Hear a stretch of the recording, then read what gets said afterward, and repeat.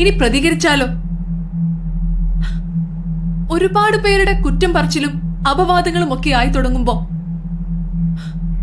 തുടർന്ന് അവർക്കതൊന്നും പ്രതിരോധിക്കാൻ കഴിയില്ല. പക്ഷെ എന്റെ ജീവൻ അവസാനിക്കുന്നത് വരെ ഞാൻ പോരാട്ടം തുടരും. So I decided to fight back.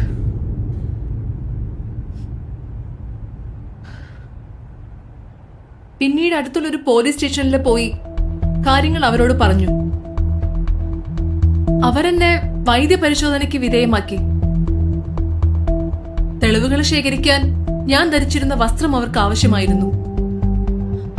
അതെവിടെയാണെന്നും അതെടുക്കാനായി മുറിയുടെ താക്കോലും ഞാൻ അവർക്ക് കൊടുത്തിരുന്നു. ഈ കേസുകൾ മുഴുവൻ എന്റെ ജോലിയെ ബാധിക്കില്ലെന്നാണോ? ഞാനൊരു കാസ്റ്റിംഗ് ഡയറക്ടറാണ്. ഈ കേസുകൾ മൂലം എന്റെ കരിയർ തന്നെ ഇല്ലാതാകും. ഈ പറയുന്ന പെൺകുട്ടിയുമായി ഏകദേശം 1 വർഷത്തിന് മുകളിലായി ഞങ്ങൾ സീരിയസ് റിലേഷൻഷിപ്പിലാണ്. ഇനിയിപ്പോ ആരൊന്ന് പറയുന്നതാവും നല്ലത്. റിലേഷൻ എന്ന് പറയുമ്പോ ഞങ്ങൾ ഒരുമിച്ച് സമയം ചെലവഴിച്ചിട്ടുണ്ട്, എല്ലാ രീതിയിലും, ശാരീരികമായും മാനസികമായും. ഈ ബന്ധം വിവാഹത്തിലേക്ക് എത്താൻ പോകുമ്പോഴായിരുന്നു ഇങ്ങനെയൊക്കെ സംഭവിച്ചത്. എങ്ങനെയൊക്കെ?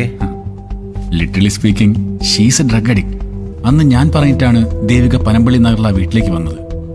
എന്ത് പറഞ്ഞാണ് നിങ്ങൾ അവരെ ഓഡീഷൻ നടക്കുന്ന വീട്ടിലേക്ക് വിളിച്ചു വരുത്തിയത്?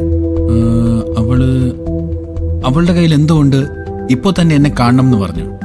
ഞാൻ അവളോട് പറഞ്ഞു ഇപ്പൊ കുറച്ച് തിരക്കിലാണ്, പിന്നെ കാണാം എന്നൊക്കെ.